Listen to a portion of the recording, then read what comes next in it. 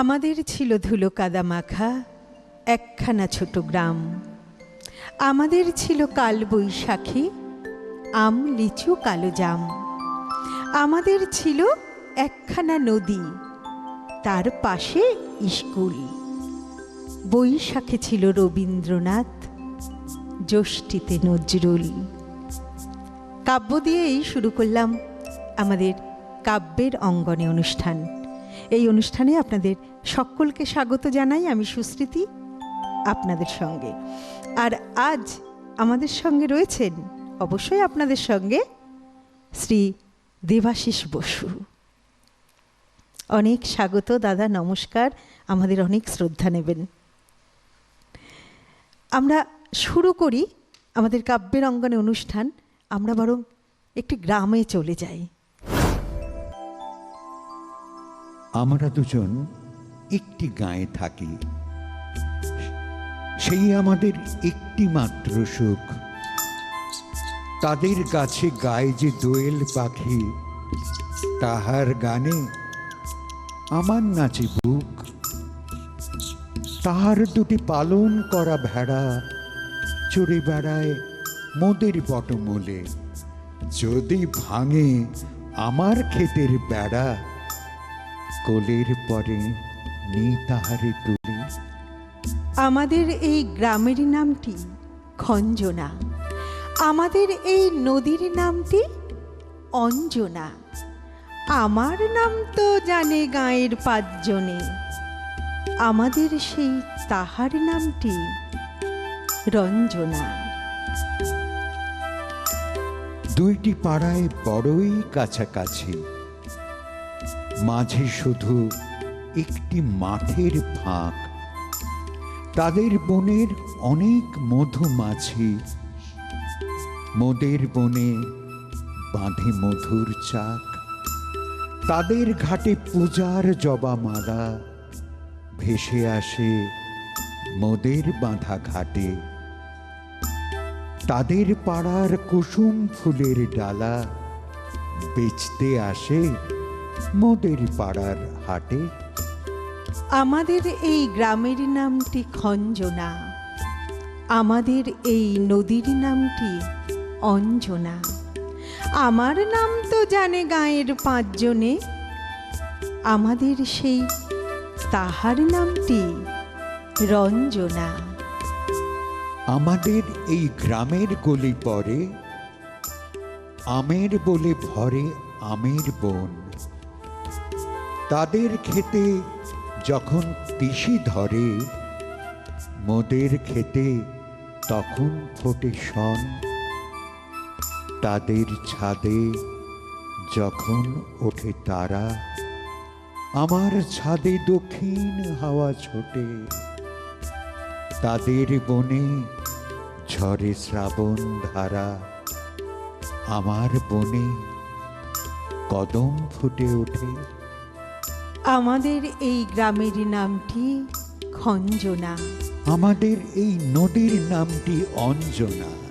আমার নাম তো জানে গাঁয়ের পাঁচজনে, আমাদের সেই তাহার নামটি রঞ্জনা। আমরা রয়েছি কাব্যের অঙ্গনে। আমাদের সঙ্গে রয়েছেন শ্রী দেবাশিস বসু। দেবাশিসদার সঙ্গে আমিও রয়েছি আপনাদের সঙ্গে। আমরা রবীন্দ্রনাথকে ছিলাম, আমরা ছিলাম একটি গ্রামে। দাদা, আমরা বরং শহরে যাই এবার। এরকম ভাবে বলা ভালো। হ্যাঁ, গাঁয়ে ছিলাম, গাঁয়ে ছিলাম, এখন গায়ে গায়ে থাকি। বেশ, থাকুক শুভঙ্কর, একদম থাকুক নন্দিনী, থাকুন পূর্ণেন্দু পত্রী। অবশ্যই। জানেন, মাঝে মাঝে আমার মনে হয় পূর্ণেন্দু পত্রী উনি কি কলম দিয়ে আঁকতেন নাকি তুলি দিয়ে লিখতেন? নন্দিনী, কি করছো? শুভঙ্কর বলছেন ছবি আঁকছি। ওটা তো একটা বিন্দু। তুমি ছুঁয়ে দিলেই বৃত্ত হবে, কেন্দ্র হবে তুমি, আর আমি হব বৃত্তার বর্ত। কিন্তু আমি যে আবদ্ধ হতে চাই না, আমি চাই অসীমের অধিকার। একটু অপেক্ষা করো, এবার দেখো। ওটা কি? ওটা তো মেঘ। তুমি ছুঁয়ে দিলেই আকাশ হবে, তুমি হবে নিঃসীম দিগন্ত, আর আমি হব দিগন্ত রেখা। কিন্তু সে তো অন্ধকার হলেই মিলিয়ে যাবে। আমি চিরন্তন হতে চাই। আচ্ছা, এবার দেখো। এ কি? এ তো জল। তুমি ছুঁয়ে দিলেই সাগর হবে, 3 ভাগ জলের তুমি হবে জল কন্যা, আর আমি হব জলাধার। আমার যে খণ্ডিতে বিশ্বাস নেই, আমার দাবি সমগ্রের। নন্দিনী, একটু অপেক্ষা করো। এবার চোখ খোলো। ওটা কি আঁকলে? ওটা তো একটা হৃদয়। হ্যাঁ, এটা হৃদয়, যেখানে তুমি আছো অসীম মমতায়, চিরন্তন ভালোবাসায়। এবার বলো, আর কি চাই তোমার? সারা জীবন, সারা জীবন শুধু ওখানেই থাকতে চাই। এত দেরি করলে কেন? সেই কখন থেকে অপেক্ষা করছি। কি করব বলুন ম্যাডাম? টিউশনি শেষ করে বাইরে তখন ঝুম বৃষ্টি। আমার জন্য তো আর গেটের বাইরে মার্সিডিজ দাঁড়িয়ে থাকে না, যে ড্রাইভারের কুন্নিশ নিতে নিতে হুট করে ঢুকে পড়ব। তাই ঝুম বৃষ্টি মাথায় নিয়ে, কাদা জল ভেঙে, গরিবের গাড়ি মানে 2 পায়ের উপর ভরসা করেই আসতে হয় আপনার আমন্ত্রণ রক্ষা করতে। তবে আজ রিকশায় করে এসেছি, নইলে একেবারে কাক ভেজা হয়ে যেতাম। ওই রিকশা খুঁজে পেতেই যা দেরি হলো। ইস, বেশ ভিজে গেছো দেখছি। কাছে এসো তো, রুমাল দিয়ে মুছে দিই। ওহো, আমি তো ভেবেছিলাম তোমার শাড়ির আঁচল দিয়ে মুছিয়ে দেবে। ঠিক আছে, রুমালি সই।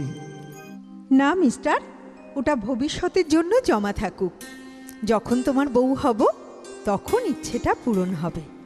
আচ্ছা, আর যদি তা না হও, তবে আমি বুড়ো বয়সে পান চিবোতে চিবোতে কোনো এক বাদল ঘন দিনে বসে বসে রোমন্থন করব আজকের এই রুমালি ভালোবাসাময় সময়টাকে। নাতিপুতিকে তখন প্রেমিকা আর এই রুমালটার গল্প শোনাবো। প্লিজ এভাবে বলো না। কেন? আমি তোমাকে পাবো না? তুমি কি আমাকে চাও না? আমাকে ভালোবাসো না? উত্তরটা আসলে একটু কঠিন। তোমাকে চাই, আবার চাই না। ভালোবাসি, আবার বাসি না। হেয়ালি রাখো, আমি স্পষ্ট জানতে চাই। তবে শোনো, আমার প্রতিদিনের জীবন সংগ্রামের নির্মম বাস্তবতা তোমার জানা নেই। সেই জীবনে তুমি কখনো অভ্যস্ত হতে পারবেও না। তোমাকে একটা প্রশ্ন করি। হ্যাঁ, করো। একটু আগে একটা টঙের দোকানের ছাউনিতে গা বাঁচিয়ে রিক্সা খুঁজছিলাম। খুব শীত শীত লাগছিল। তখন চা খেয়েছিলাম ভাঙা কাপে। লেগেছিল অনেক মেহনতি মানুষের ঠোঁটের ছোঁয়া, লেগেছিল থুতু, ও যা এখনো আমার ঠোঁটে লেগে আছে। তুমি কি পারবে সেই ঠোঁটের চুমু খেতে?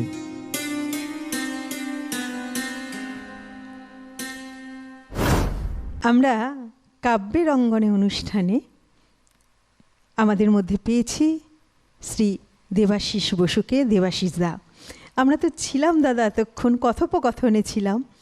এই কথোপকথনের মধ্যে দিয়েই আপনার কাছে একটু জানতে চাইব যে এই যে আপনি দীর্ঘদিন, এই যে আমরা যে ছোটোবেলা থেকেই আপনাকে শুনতে শুনতে বড় হয়েছি, সে তো আমার প্রথমেই বলার দরকার ছিল, সেটি বলা হয়নি, আমরা ঢুকে গেছি। তো এই যে আপনার সেই দিনগুলো বা আপনার ছোটোবেলার শিক্ষা, এই যে আপনি যখন তখন গান করেন, যখন তখন কবিতা বাঁধেন, এই বিষয়টা আমরা একটু জানতে চাই। আসলে আমি না যা ইচ্ছে তাই করি, খালি দেখি যাচ্ছে তাই যেন না হয়। যে কোনো জিনিস যদি খুব ভালোবেসে করা যায় একদম তাহলে সেটা আরেকটা হৃদয় স্পর্শ করবে। মা যখন তার সন্তানকে ভালোবাসেন কিছু বিনিময়ের জন্যে নয়, একদম সেই জন্যেই হৃদয় বিনিময় হয়ে যায়। আর সেখানেই তো শুরু হয় কথোপকথন। প্রথম কথোপকথন মায়ের সঙ্গে, মা আর শিশু, তারপর শিশু বড় হতে থাকে, পরতে পরতে রং বদলায়, যেমন একটু পরেই আমরা বদলাবো। একদম। তবে বদলানোর আগে একটু জানতে চাইবো, এই যে আপনি আগে যখন আমরা অনুষ্ঠানের শুরুতে যখন আপনার সঙ্গে কথা হচ্ছিল, তখন আমি খেয়াল করছিলাম আপনি কথার মধ্যে মধ্যেই কবিতা বলছিলেন, কবিতা বানাচ্ছিলেন। এটা কি করে সম্ভব? না, এটা করা যায় জানো, সেটা হচ্ছে যদি তুমি শব্দের সঙ্গে সহবাস করো একদম একসঙ্গে, মানে তখন হয় রাতের বেলা যখন ঘুম আসে না, আধো জাগরণে আধো ঘুমে, আর সবাই ঘুমোচ্ছে নিস্তব্ধ, তখন শব্দরা ঘুরে আশেপাশে, এ বলে কই তুমি তো আমার গাল টিপে দিলে না, আরেকজন বলে তুমি ওর গাল টিপে দিলে, আমি কি দোষ করলাম, আমার গালটি কি খারাপ? গাল দেয় না, গালে গিয়ে দেয়। একদিন আমি লিখেছিলাম, ইদানিং মাঝরাতে মাঝে মাঝে ঘুম ভেঙে যায়, ইদানিং মাঝরাতে মাঝে মাঝে ঘুম ভেঙে যায়, কত কথা কানে বাজে, কত মুখ খুঁজে ফিরি তারায় তারায়। আসলে পূর্ণেন্দুপত্রী শুনলেই বা পড়লেই কোথাও যেন একটা ঝিম ধরে যায়, সত্যি তাই। তাই না? মনে হয় অন্য একটা ছন্দে ফিরি, কিন্তু আসলে আমাদের জীবনটাই তো একটা ছন্দ পতন, সবকিছু পছন্দের মতো হয় না। পছন্দের মতো হয় না, কখনো কখনো ছন্দ পতনও হয়ে যায়, তাই না? হ্যাঁ, তাহলে একটা কাজ করা যাক। হুম। এখনকার নাটক ছন্দপতন, রচনা সঞ্জীব চট্টোপাধ্যায়। এই খেয়েছে। কি হলো, বেড়ালে দুধ খেয়েছে? না গো, সর্বনাশ হয়েছে, মা আসছেন। আরে কোন মা? এই তো দশভুজা আমাকে দেউলে আর তোমাকে রানী করে সরে পড়লেন। তার মানে তোমাকে দেউলে আর আমাকে রানী? তার 14খানা শাড়ি হয়েছে তো, নগদে 8, ইনস্টলমেন্টে 6, এর পরেও যদি খেয়েছে বলো না মাধুরী, আমার কিচ্ছু বলার নেই। আরে এ খাওয়া সে খাওয়া নয়, মা আসছেন, মা। কোন মা? শ্যামা মা? দুধ বন্ধ করে চাঁদা দাও। মানুষ মানে আমার ট্যাঙ্ক একেবারে গড়ের মাঠ। আরে বাবা, শ্যামা মা নয়, তোমার মা আসছেন। ও, দুর্গাপুরে ঠাকুরপোর ওখানে আর ভালো লাগছে না, এই দেখো চিঠি। আর তাই তো, আহা, মা আসছেন, এর চেয়ে আনন্দের আর কি আছে? তা এক কাজ করো, এক পদ দুধ বাড়িয়ে দাও, আর আমি আমসত্ত্ব নিয়ে আসবো। মা আমার আমসত্ত্ব খেতে বড় ভালোবাসেন। এই তো বললে দুধ বন্ধ করে চাঁদা দিতে। এখন বলছি চাঁদা বন্ধ করে দুধ দাও। চাঁদা না দিলে কি হয় জানো? হ্যাঁ জানি, গণধোলাই, গণধোলাই। তা মায়ের সেবায় শহীদ হতে আমি রাজি, তবু নর্দমার ধারে একটা শহীদ বেদি তো হবে। আর তুমি জীবনে যারে তুমি দাওনি মালা, মরণে তার বেদিতে দিও ঘেঁটুর মালা। কি আর কি রাখো, মা কোথায় থাকবেন? কেন, এইখানে থাকবেন, আমাদের এখানে আসছেন যখন, আর কোথায় থাকবেন? এই তো 1.5খানা ঘরের ফ্ল্যাট, মাকে কোথায় রাখবো? কেন, খাটে রাখবো। তোমার মাথায় কি আছে বলতে পারো? হ্যাঁ, খাটে তো রাখবে, আরে খাটটাকে রাখবে কোথায়? কেন, ঘরে। কোন ঘরে? তা এক সমস্যা বটে। আচ্ছা, মাকে ওই বারান্দায় রাখলে কেমন হয়? বরং একটা ফোল্ডিং খাট কিনে আনি, খোলা আকাশ, মেলা বাতাস, তারা দেখতে দেখতে মা একেবারে ঘুমিয়ে পড়বে। ভোরবেলা পাকে এসে ডাকলো, টুকি ওঠো মা ওঠো, পূব আকাশে জবা কুসুম সূর্য গুড মর্নিং করবে। আর কার্তিকের হিমে অচিরেই নিউমোনিয়া। হ্যাঁ, ছেলেদের বুদ্ধিতে সংসার চালাতে হলে খুনের দায়ে নরকেই যেতে হবে। আচ্ছা মাধুরী, বলছিলাম বারান্দাটা তিরপল দিয়ে ঘিরে দিলে কেমন হয়? আমরা মজা করে খাটে নরম বিছানায়, আর বৃদ্ধা মা বাইরের বারান্দায়। মানুষের কি বিবেক মরে আসছে? ইস, তবে এখনো আবার মরছে কি? বুঝলুম। তাহলে তাহলে তাহলে এই বাইরের ঘরের কি বুদ্ধি! যতবার তোমার বন্ধু বান্ধবরা আসবে ততবার তিনি উঠে উঠে বাইরে যাবেন। বৃদ্ধা বলে তার মান সম্মান নেই, গোপনীয়তা নেই। মা তোমার ঘরের এটো শালপাতা। ছি ছি, তা কেন, তা কেন? আমার তো সেই রকমই মনে হচ্ছে। বিয়ের পর থেকেই দেখেছি মা যেন তোমাদের ফুটবল। 2 মাস দুর্গাপুরের ছোট ছেলের কাছে, তো 3 মাস জামশেদপুরে মেজর কাছে, আর তোমার কাছে আসার নাম করলেই নাকে কান্না। আমাদের ছোট ফ্ল্যাট, 1.5খানা ঘর মাত্র। ওই যে বলে না, ভাগের মা গঙ্গা পায় না। মা আগে না তোমাদের বউ আগে গো? মাধুরী, মা আগে। পুজোয় মাকে কি দিয়েছ বলো তো? একখানা থান। কত দাম? 55। আমার পিওর সিল্কটার দাম কত? 400। লজ্জা করে না? লজ্জা করে না তোমার? মা কতদিন আগে তোমার কাছে পুজোয় একটা গরদ চেয়েছিলেন। ছোট আমার চেয়ে বেশি রোজগার করে। ও, তাহলে তো হয়েই গেল। শোনো, মা আসবেন, এখানে থাকবেন, আমাদের ঘরেই থাকবেন। আমরা থাকবো এই বসার ঘরে। তুমি শোবে ওই সোফা কাম বেডে, আর আমি শোবো মেঝেতে। কিন্তু সোফা কাম বেডে কি শোয়া যায়? খুব যায়, মনটাকে তৈরি করতে পারলেই যায়। জানো তো, মায়ের আবার ছুঁচিবাই আছে, ছোঁয়াছুঁয়ির বিচার আছে। সে আমি বুঝবো। তুমি আর কতক্ষণ বাড়িতে থাকো? দেখে নিও, দেখবে খুব অসুবিধে হবে মাধুরী। ভুলে যেও না, আমাদেরও কিন্তু একদিন বয়স হবে। মাধুরী, মাধুরী, বলো, কি হলো আবার? জড়িয়ে ফেলেছ? এখন রেখে দাও। আরে ধুর, জড়াবো কেন? আহা, এসো না একবার। কি এমন করছো? আরে ঝুল ছাড়ছি, তোমার দ্বারা তো কোনো কাজের কাজ হবে না। বললাম পাখার ব্লেডগুলো একটু পরিষ্কার করে দাও। দেখো, তুমি একটু বাড়াবাড়ি করে ফেলছো। বলছি তো, এসো না একবার। বলো, বাড়াবাড়ির কি দেখলে? শোবার ঘরটাকে কি করে রেখেছো? শুনেছি মা পরিষ্কার পরিচ্ছন্নতা পছন্দ করেন। পাখার ব্লেডটা একটু পরিষ্কার করে দাও না প্লিজ। একটা কাজ করো তো, ফুল স্পিডে চালিয়ে রাখো কিছুক্ষণ। ফুল স্পিডে সব ধুলো উড়ে যাবে আপোষে।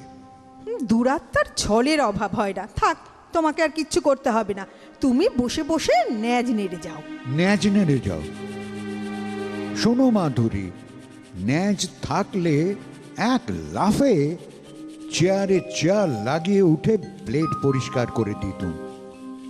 আরে, তোমার এই কি চেহারা হয়েছে ম্যাডাম? ঠিক যেন মিকি মাউস। আরে র্যাটের স্ত্রী তো মাউস হবেই। ও, কাজের নামে অষ্টরম্ভা, বচনের ঝুড়ি। কি বলবে বলো, আমার অনেক কাজ আছে। শোনো, আমাদের মশারিটা যদি মাকে দাও, তাহলে আমাদের আরো 2টো মশারি কিনতে হয়। মানে একটা তোমার, একটা আমার। তোমার আমার বিছানা তো আলাদা হয়ে যাচ্ছে। হ্যাঁ, তা তো যাচ্ছেই। কিনে আনো 2টো মশারি। দুটো মশারির দাম জানো মাধুরী, আবার একটা বাড়তি খরচ। সংসার মানেই খরচ। রোজগার করছো, খরচ করবে। মাধুরী, তোমার মাথা তো আমার চেয়ে অনেক বেশি খোলতাই। প্লিজ প্লিজ একটা কিছু ভেবে বার করো না। দুটো বোরখা বানাও। হ্যাঁ? দুটো বোরখা বানাও, একটা তোমার, একটা আমার। ও ওই পরেই না হয় শুয়ে পড়া যাবে। কিন্তু একটা প্রবলেম, পা দুটো যে বেরিয়ে থাকবে। পা দুটো কেরোসিন তেলে চুবিয়ে নিলেই হবে। বাবুর সামনে দিয়ে ছুঁচ গলে না, পেছন দিক দিয়ে হাতে বেরিয়ে যায়। দিনে প্যাকেট সিগারেট ওড়াও। যাও, মশারির ব্যবস্থা করো, ম্যালেরিয়ায় যদি মরতে না চাও। আচ্ছা আচ্ছা মাধুরী, আমরা যদি আগা পাঁচতলা চাদর মুড়ি দিয়ে শুই আর পাখাটা ফুল স্পিডে চালিয়ে রাখি, বিশ্বাস করো আমার ট্যাঙ্ক না একেবারে গড়ের মাঠ। আচ্ছা মাধুরী, মশারি ভাড়ায় পাওয়া যায় না? আহা, কি ছেলের কাছে মা আসছেন! এসব ভ্যান তারা শুনলে তিনি কাশিবাসী হতে চাইবেন। শোনো, আমার কিছু টাকা জমেছে। তা কার পকেট মেরে? মেয়েরা তোমাদের মুরত জানে, তাই মাছের তেলেই মাছ ভাজে। ওই বিছানার তোষকের তলায় আছে। যাও, একটা ভালো 1 কৌটো জর্দা নিয়ে এসো। মা জর্দা খান।